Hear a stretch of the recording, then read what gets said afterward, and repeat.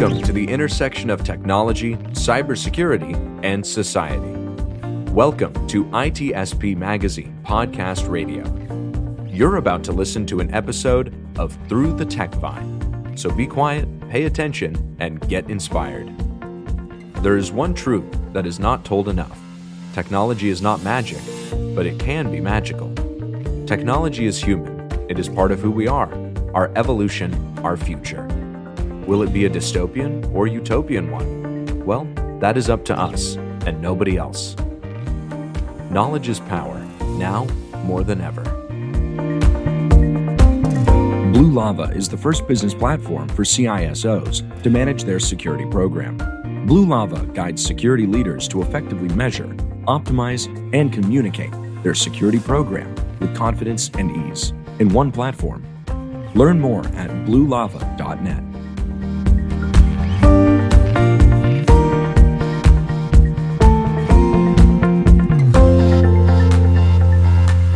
Go.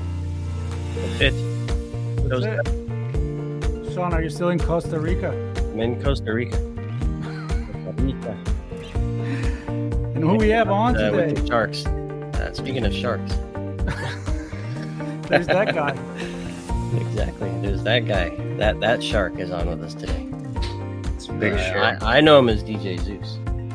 He tried to trick me with a different name the other day, Marco. I did? I think so. Somebody did. Or maybe I was trying to trick you. It's that maybe shark, you're dude. tricking yourself. I'm tricking myself. It's You're the water down in Costa Rica. We're still going with that? No, I'm in Zihuatanejo today. Well, you can tell what you want. Doing some fishing. I'm gonna believe it. I may have a news for you about fishing and boating. This story's going to end up about Sean talking about some prison time somewhere, is he?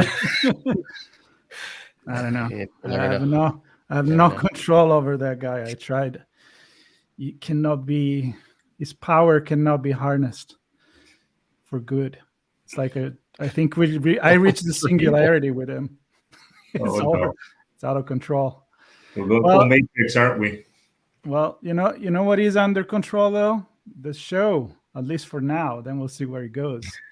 We are back on track with a guest, and for the people that are watching the live recording, is that guy.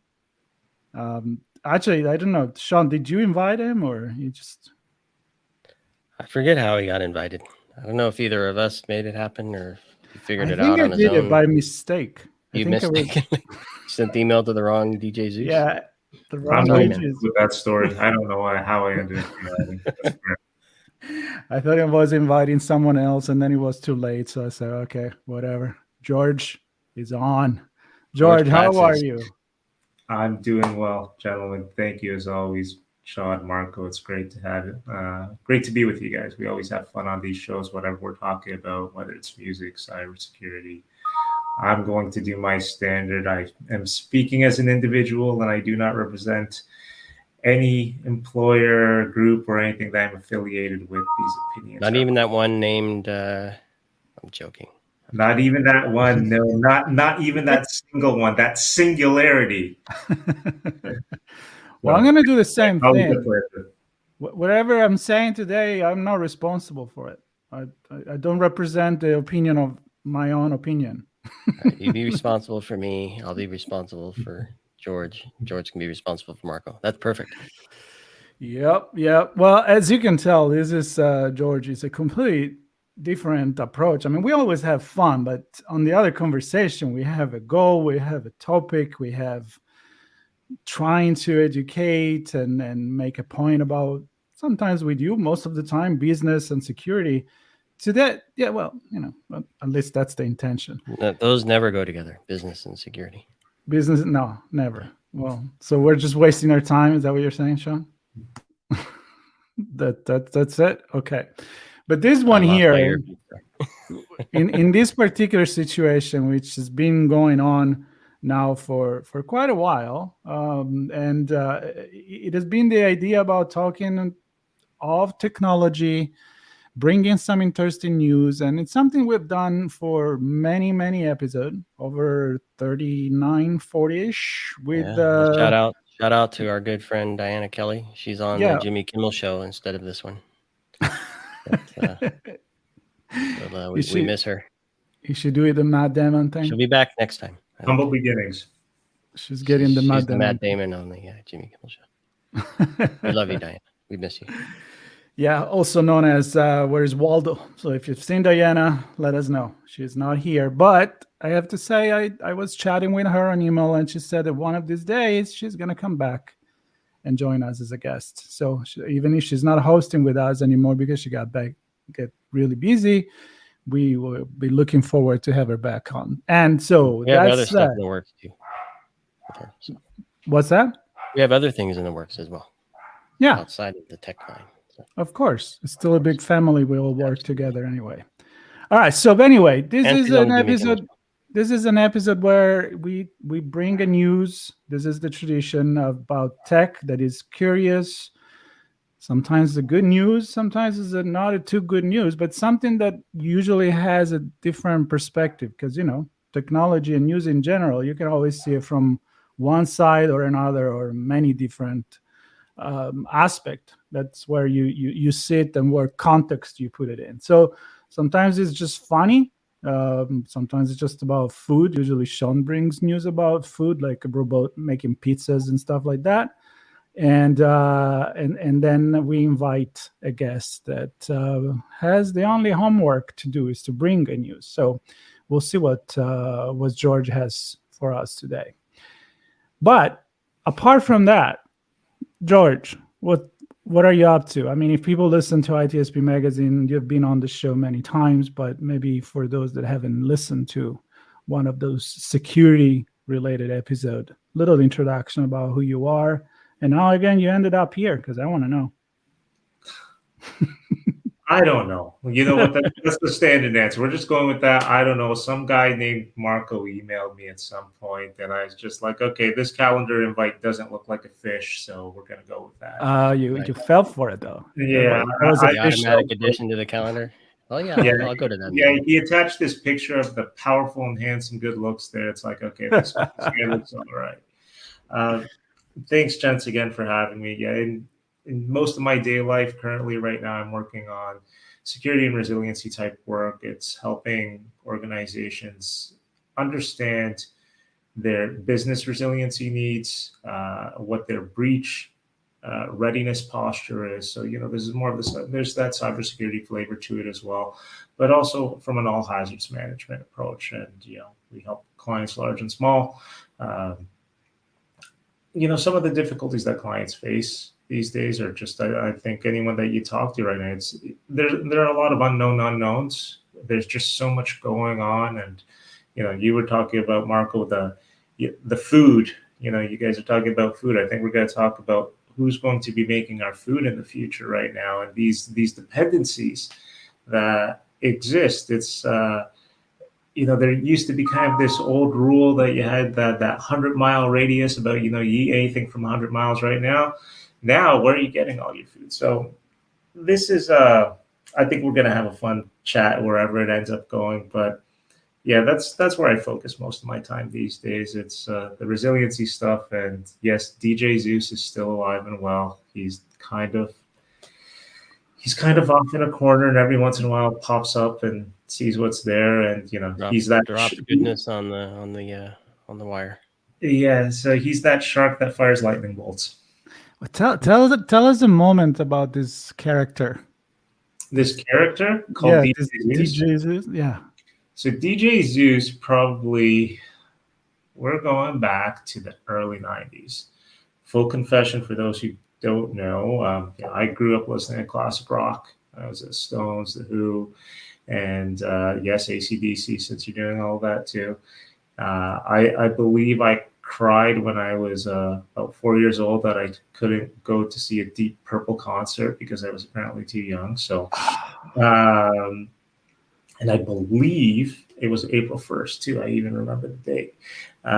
Now, somewhere in the early 90s, my best friend at the time, he's got me into a new type of music, which was like dance music. And then I started to see that it had a lot of its roots in disco and Motown. You know, everything gets sampled. I'm like, cool, I can sort of do this. And I played a lot of instruments at the time, and then I decided to start playing a stereo. I think even when I was a kid, I used to do the DJ, you know, and then, you know, with the good old, do you guys remember the old Zenith boom boxes? Had one of those, an old Zenith boom box. I would record off Toronto station Q107, and I would mimic that. And yeah, all of a sudden, I remember the first time I started DJing was like with two little Discmen.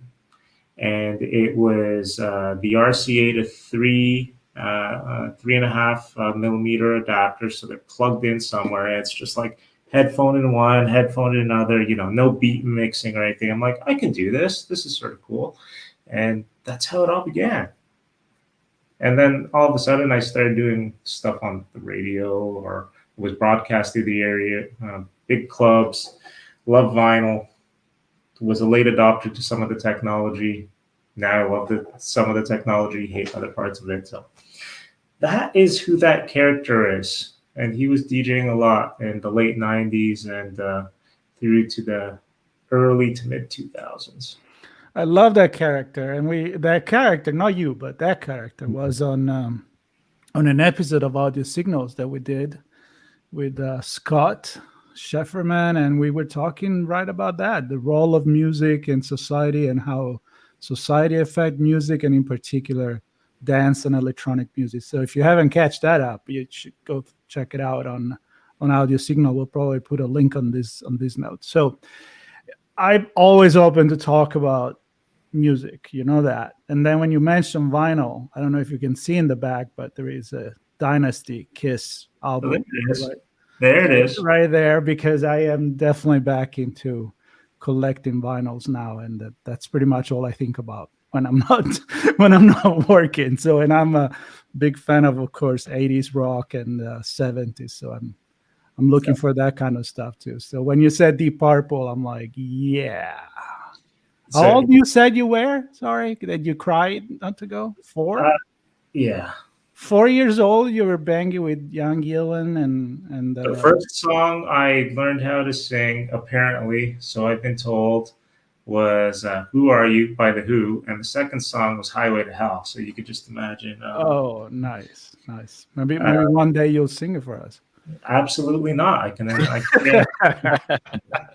I will tell you, just because you have the turntable there and you are talking about technology. So obviously, like Tech 12s, you know.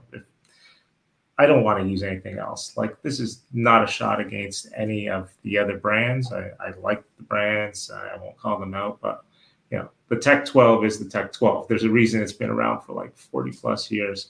Now, it took me a while to actually find the head shell and the cartridge that I absolutely loved, because I will disclose that I don't know if they still make them. So I was a big fan of Stanton's, and the cartridge was an 890 SA. And it was really hard. Like, they were expensive back then, right? And you would buy them in the sets. They had the nice little kits there. I loved them because they had a lot of weight at the front. So I wasn't a big scratch guy at all. But when you're changing a lot of records real fast, that like front weight was real important. And you could actually, it had a little screw in, where you could put like a weight on there. I think it was 1 gram or 5 grams. If you see some of the older DJs, like the real scratchologists from the 80s, they would actually drop a nickel or a dime on there because they needed that weight on there. Otherwise, the needle was skipping around.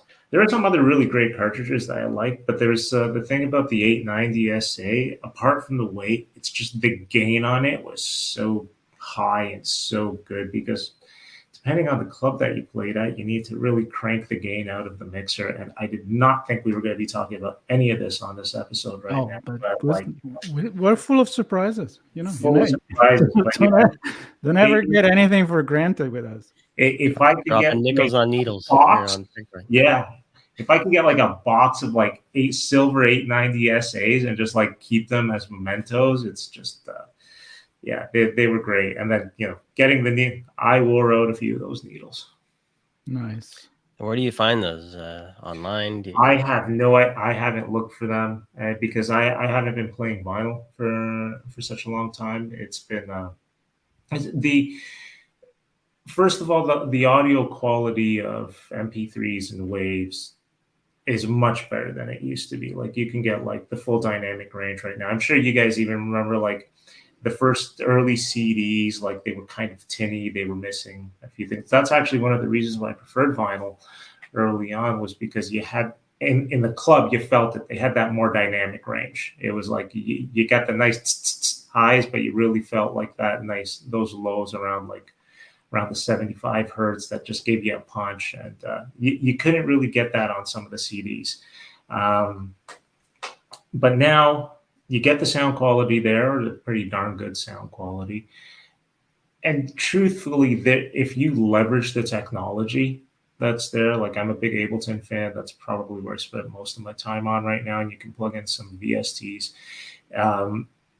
You can do a lot of stuff that you just really can't do if you're using vinyl, or even if you're using a something like a Serato based system.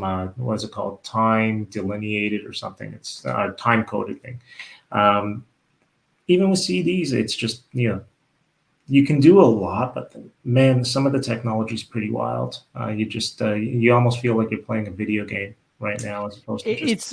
I gotta say, and then we can move. Although we're already talking technology, but I have to say that I don't expect the super high fidelity from the vinyl, but what I'm really enjoying is it's kind of like a warmer sound. I know I'm not catching everything. I mean, if you listen to with a good headset like a Sennheiser or something, and you're going on the looseness of a digital, you get everything. I mean, honestly, but that, I don't know, even that little scratch with the dust on the vinyl, it brings me back a few years. Let's put it this way. So I really enjoy that. We should have an entire weekly meeting and talk about music. I would love to do that. So something to consider. Something to think about. Hey, I'm going to give you guys an idea for one of your chats. Listen to some of the older Motown and disco productions. One thing I love about those is, and it's because you're getting that warmth from that analog sound, like even that little bit of distortion. Like one song that I've been listening to a lot recently is Gloria Gaynor, Never Say Goodbye. Like you can almost hear that like little bit of distortion that's coming through, but it just gives it such a warmth and such a nice pop that I think a clean sound kind of may ruin the song. Right? Do that. Sometimes it's just too clean. When you go to the concert, you certainly don't get the clean sound. And if you like that feeling of the concert music, I think you're closer to a vinyl than digital. Well, you're closer to like an AM radio sound. Yeah.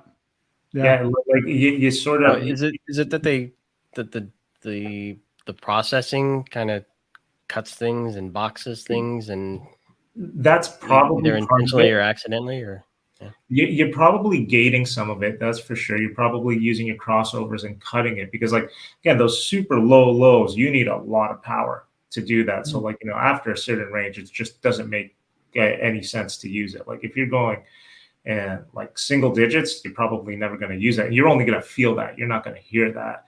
So it takes a lot of energy, and also those really, really high highs, like they can be piercing and they don't travel as far either. So if you're cutting more into that mid range, you can get that distance to travel, but it's easier to mix. Let's be honest. It's if you just got like a mid range, and there was what was a rule that I learned? It was it's like the inversion. It's like if you wanted more bass, again, and this is to conserve the power, you don't add more bass, because then you're going to push up the gain, you're going to get the distortion. You actually cut your highs instead. You're giving yourself that headroom in case you need it later. And then again, it's like, do you want that compressed sound? Like, I like compressors. Some people can't. They hate compressors, right? And I'm going to say it depends on the music. I like that, like giving it that pump right into your face sound. You can give an equalizer to 10 different people, and they're probably all going to set it different. They're going to do a V shape, or they're going to do like, a different turn. Well, okay, let's not make this all about musical, though. I'm very tempted. So, Sean, All right. Me too. let's I'm kick thinking in about some other kind of the audio technology. device the interface that I have that has the 24-bit float, so you'd actually don't lose all the crap that you would on a normal interface. Now, granted, you have to mess with it to Yeah. keep what you want and get rid of what you don't want, but at least it's there. Hey, you know what? If you don't mess with it, you're not going to find the cool stuff. Some of the coolest sounds have been found by mistake and experimentation. Yep. That's true. Love it. And that experimentation, that's a good word. And I think a lot of things are purpose built, but some of them happen by accident. And I'm curious what the news you brought. Is this something that's exploratory in nature, or is it somebody on a mission to do something specific, or what's going on? So this was more of a headline read as opposed to a deep dive read into it. And, the headline was enough to kind of worry me. It was artificial intelligence and how we would be using it for growing our food. I think that's something that's been in the news a lot lately about food supply chains. And it almost feels to me, I'm very worried about it, being transparent here about it. It's, are we ready to make that sort of a leap to trust a technology that I don't think can be fully trusted yet? I think there's a lot about AI we don't know about yet. Do you really want to use that to mess with food supplies? Because you mess with food supplies, you're messing with something pretty darn fundamental. So are you referring, just to clarify, to the food supply, meaning after it's harvested, or actually the way we cultivate it? I think through the entire life cycle. So like let's spitball here for a second. So if we allow AI to decide, hey, we want to do these sort of crops over this sort of time period, and then we want to harvest them like this, and it's based on these weather patterns, and then you almost become a slave to the algorithm. And if you fall outside of the band of the algorithm, like say there's one massive weather event, like will it really screw up harvest for an entire year? You miss harvest for a year. This actually goes back greatly into how we started. It's like, where's the resilience in that? Like, we've been around for, depending on what you believe in, few 100,000 years, a couple billion, like that cultivation of food, like, the back in Mesopotamia, and like being able to do that and having these resilient stocks. Whoever's listening, don't quote me on this one, because I could be misquoting this. I'm putting this out there. But I believe I think it was with potatoes, there was just an over cropping of a certain type of potato and an overgrowing, and all the other crops, they just said, we don't need them. We got good, this potato. And then once that potato had a bad harvest, it was lost. It's like all your other food sources that you normally relied on, your wheats, your corns, and all that fun stuff, they weren't there available. So now all of a sudden you have an extreme shortage. So like, will the AI be looking for what is most resilient? Will it be looking for what's most efficient? And who's behind the AI that's making that decision? Because one thing that I learned about, I changed my views on this. I always said, the algorithms are biased. And I changed my view. I stand corrected. The algorithms are not biased. The algorithms are doing what they have been intended to do. The bias comes from the people that are writing the algorithms. And the bias comes from the data that is coming in. It's garbage in, garbage out. So, but here's kind of the little trick of AI. We believe, because it's AI, it could be supervised or unsupervised. It's like, depending. It's like, it's okay. It's the technology that's doing it. So, well, no, we don't know if it's okay. Why are we putting blind faith into it right now? Because the underlying sources could be tainted. There could be bad data quality. And again, the person who designed the algorithm, Did they have intents? What's driving them? I'm going to pause you here because it's easy to think of the grand everything under one umbrella. And if there's one singular AI controlling all of our food sources, I can see a huge challenge there. Right? Perhaps we even become even more smarter, and it's a positive outcome. Mm-hmm. But it could very well easily be a negative one. We've had many conversations where, so take away the single system controlling everything, to some of the conversations we had where we're talking about everybody grows their own thing, or different buildings have little farms on their rooftops, and so you're sourcing the food from close to you, Mm-hmm. eliminating a lot of the distribution and fuel costs and all the other stuff that comes with kind of moving things around. So kind of to your earlier point, I don't know if you said this on the recording before we started, but you more along the lines of you're eating stuff close to you, stuff Mm-hmm. that was grown close to you. Now, granted, those may be supported by AI, right? So you may source seeds and other materials from one company, and they have an app, and they feed it some AI, and that could help.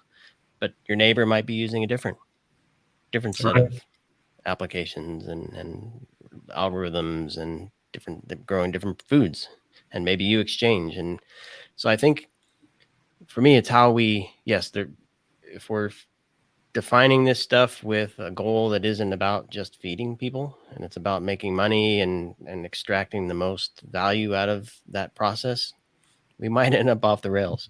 If we do it in a single overarching and don't distribute the risk and therefore the reward, we can end up with some challenge. But I think there's a lot of different ways to look at this, and if we can apply these technologies in different ways, not just to succeed or fail on or off ones or zeros at a grand scale, I think there's opportunity here to do some cool stuff.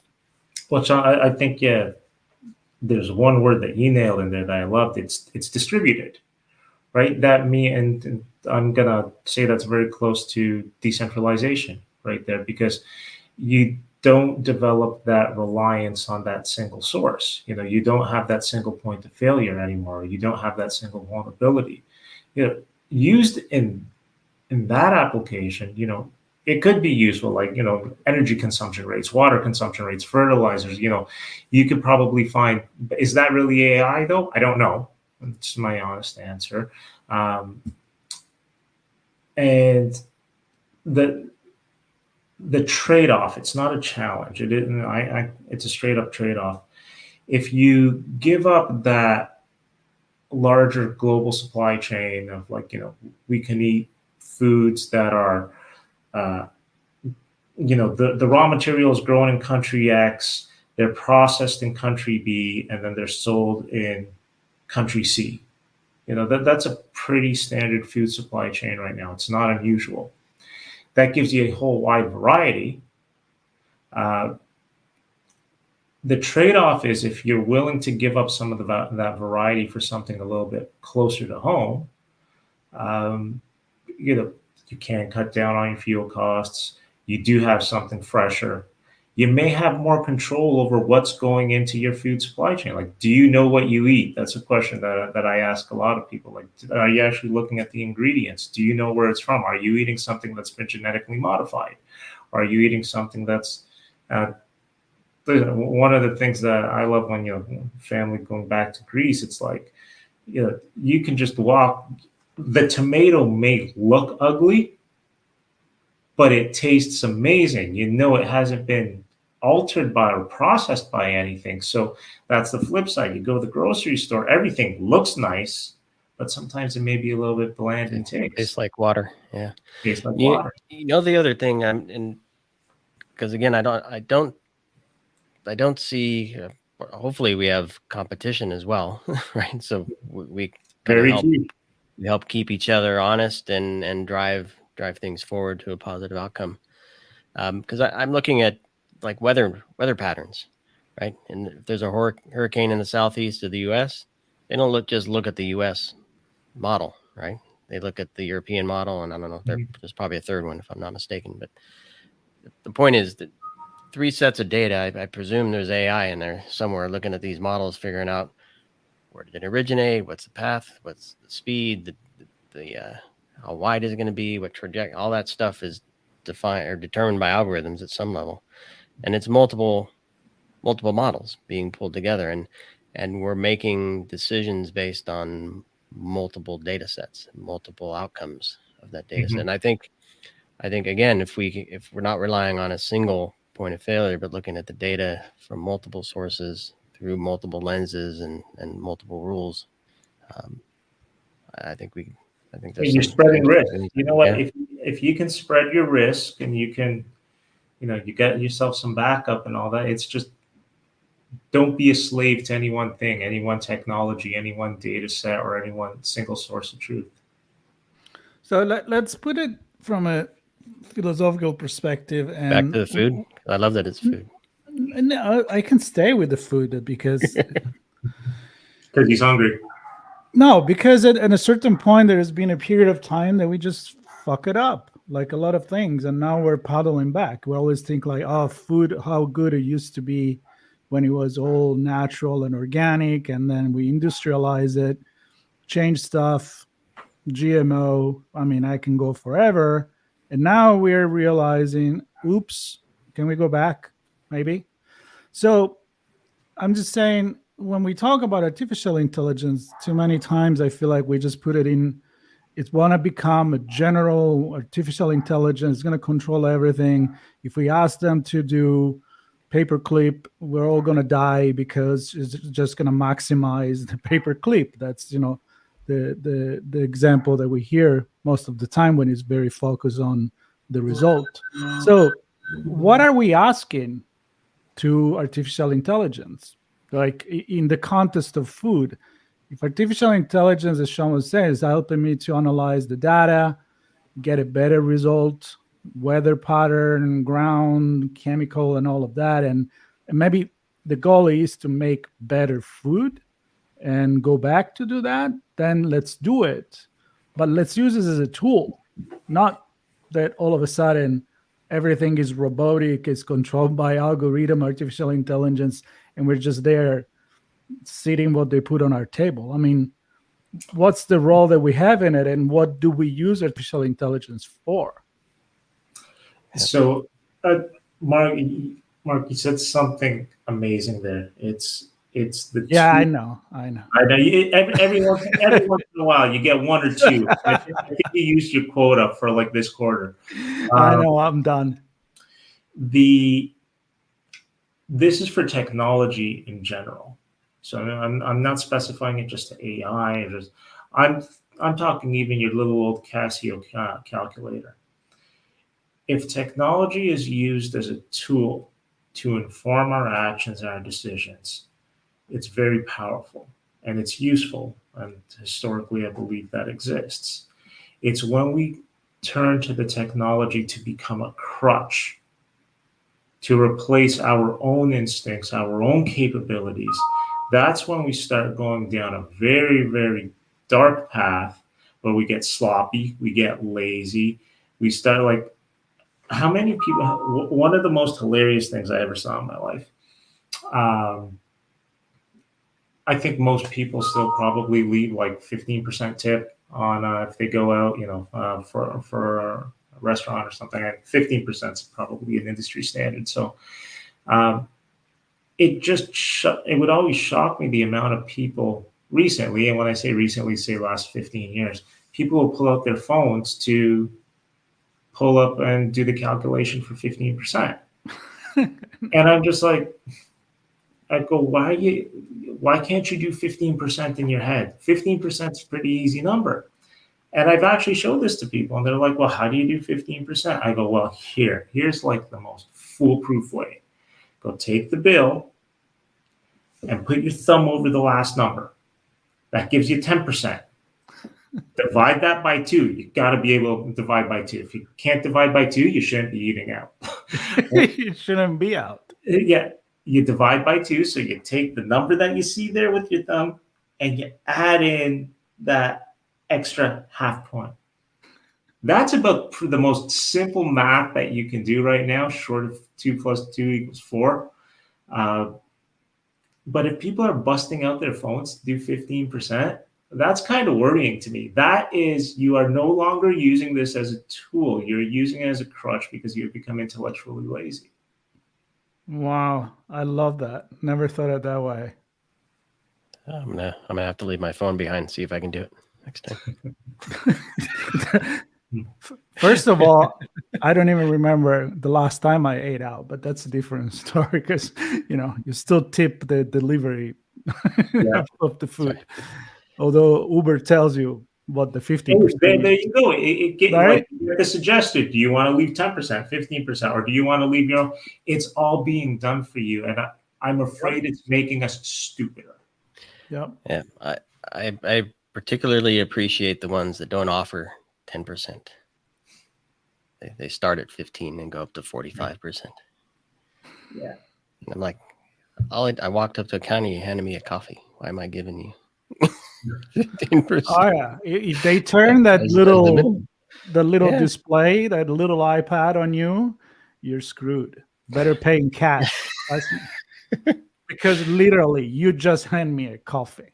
So, are we not even processing that anymore? Like, isn't the tip super? Plus, I'm Italian. When I moved in the US, I was like, am I tipping what?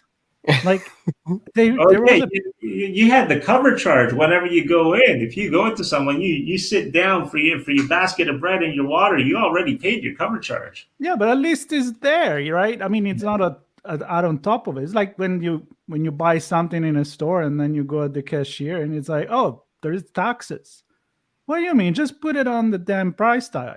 I mean, I had to get used to it, and now it still sounds a little weird because the tip for me is like, oh, you did an excellent job. You went way above and beyond, and by the way, you got paid already your salary. So what my tip is like really an extra to appreciate that you went the extra mile. Mm-hmm. But at this point, it's not even about doing a good job. It's just like it's part of the price. But anyway, and now it's part of not using your brain, not even to judge what is being given to you. So a robot could have done it.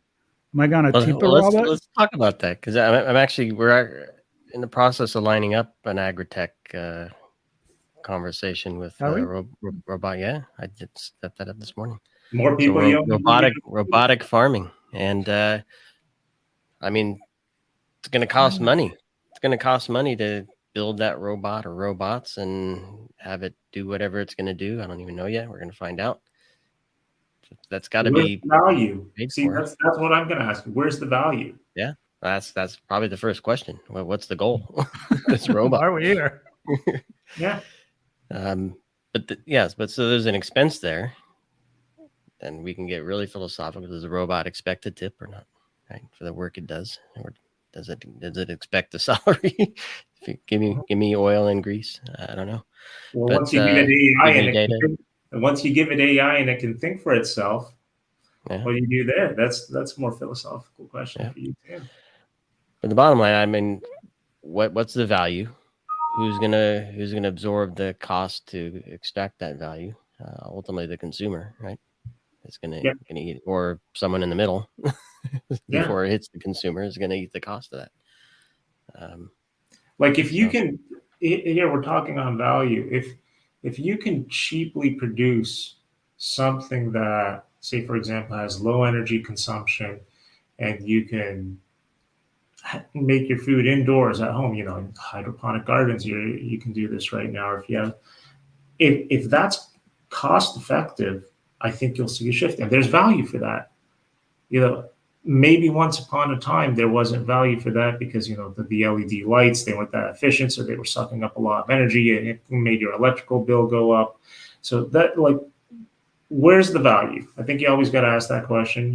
Where's the need? Are you developing a need? One thing that I've had this conversation a few times. Let's imagine, for those of us, which is probably most, if not all of us, what was life like 100 years ago? This wealth that we see today was generated. It didn't exist 100 years ago. And I think that, again, this is going to go to the philosophical. You create that need. You create that value. It's not a piece of pie that you keep on cutting up, because that pie eventually withers away and people start fighting over it and it's gone. So you need to grow the pie. And if you can find a way to grow the pie, and you know what, over the last 100 or so years, 200 or so years, we've been able to grow that pie a lot. I think that's the course that we need to maintain.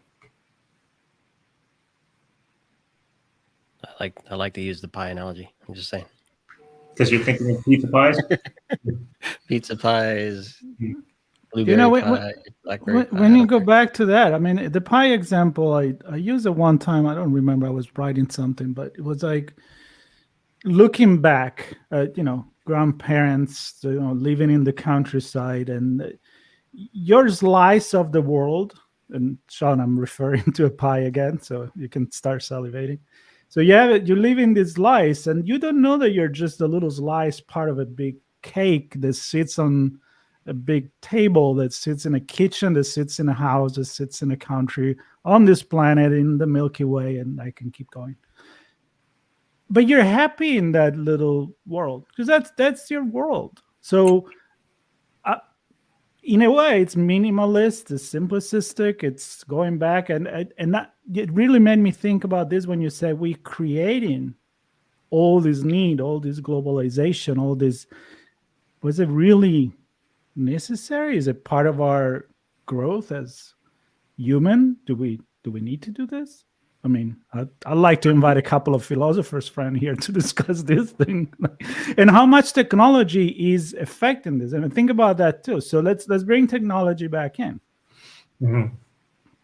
We created boats and carriage and the wheel and everything that allow us to explore. So maybe it is in our gene to do this, and technology is allowing us, right?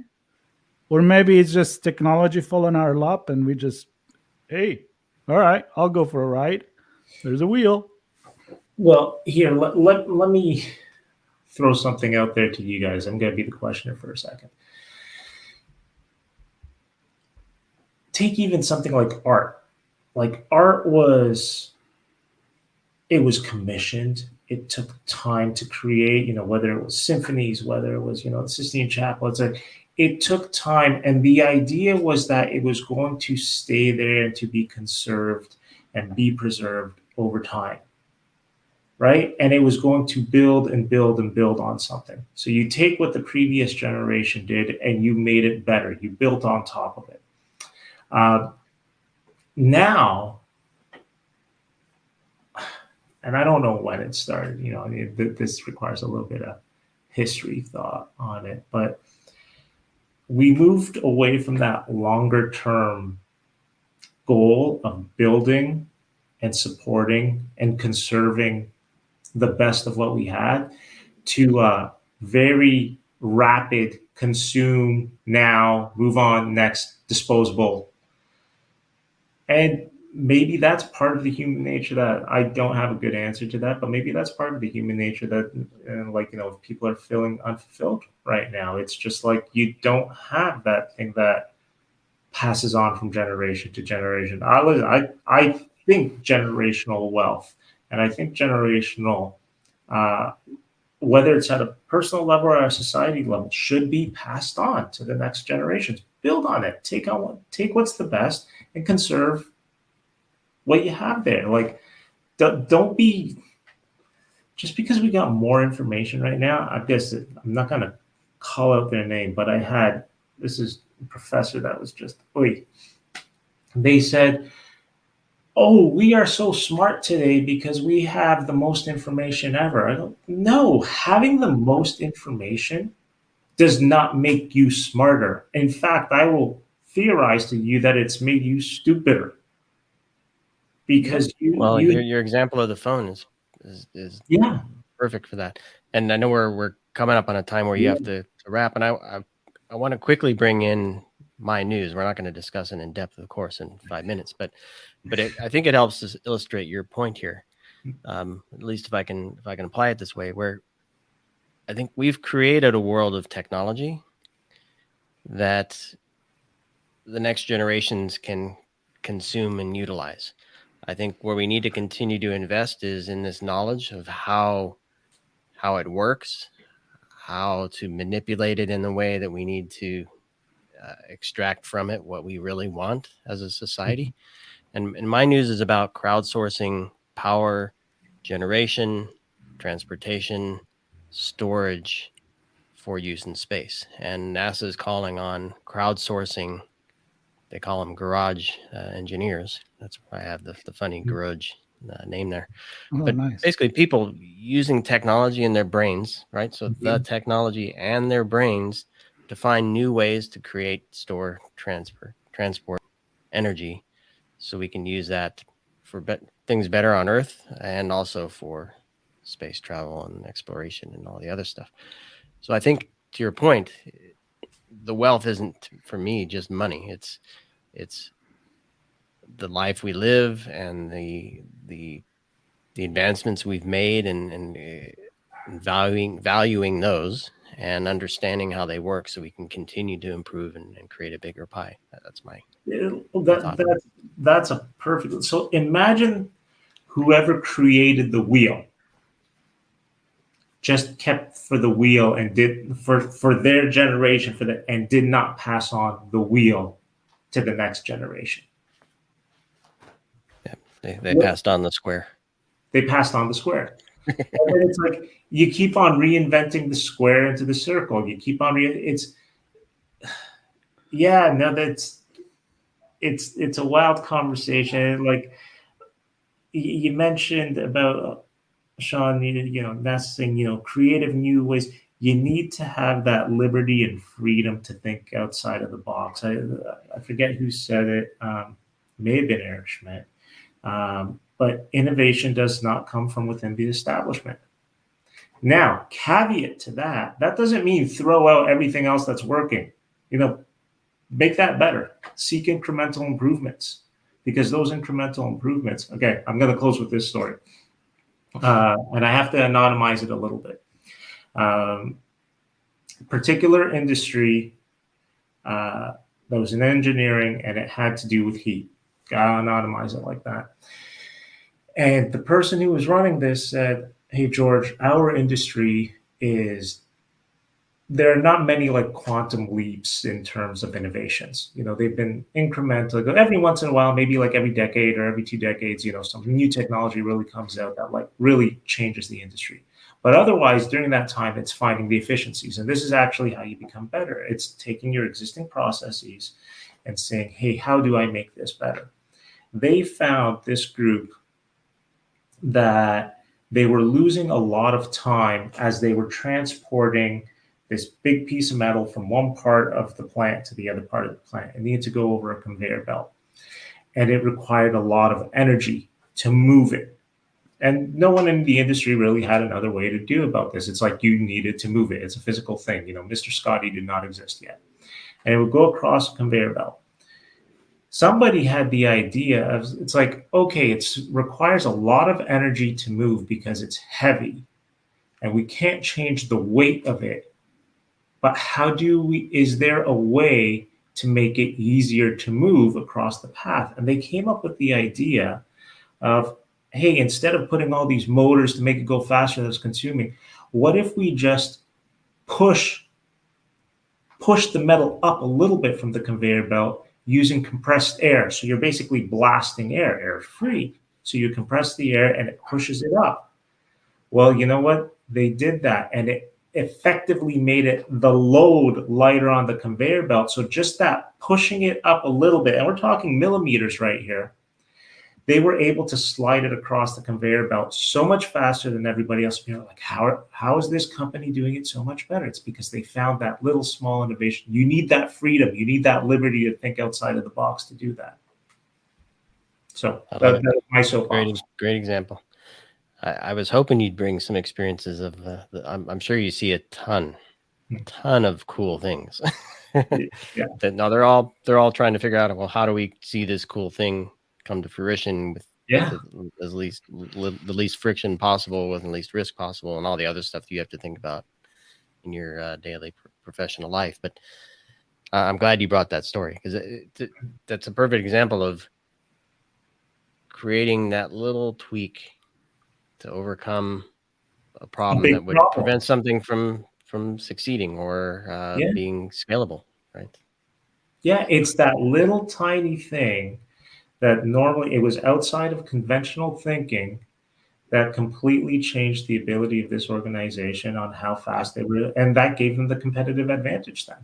Yep. And what drove that was, like a need, necessity and need. Yeah. And sometimes we have many of this conversation about what drives the innovation, and I agree that it's like art. I mean, honestly, we unpack so much stuff in this 15 minutes that I want to close because I know you have to go, but I don't even know where to start. So I think I'm just going to drop it here. But even the art, people going, what the hell did they just? Yeah, even the art example. I mean, I'm thinking about the artisanal art where the artist will train.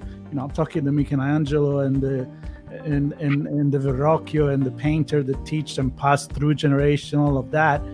I mean, at the time they were maybe making it more for the glory than the money, And so what drives what, and what are we asking to glory technology? And money, always is but the question is right there. Where does it start and where does it end? If you're just doing it for the money, you're doing it for the movies. That's the end. I'm gonna stick with that. All right. Well, let's leave it there. I'm gonna thank DJ Zeus, otherwise known as George sometimes. Great conversation, my friend. Great to have you on the show. Thanks everybody for listening to Through the Tech Vine here on ITSP Magazine. Same time, same day, same channel next week. Peace out. There you go. Be well. Rocking it. Bye-bye.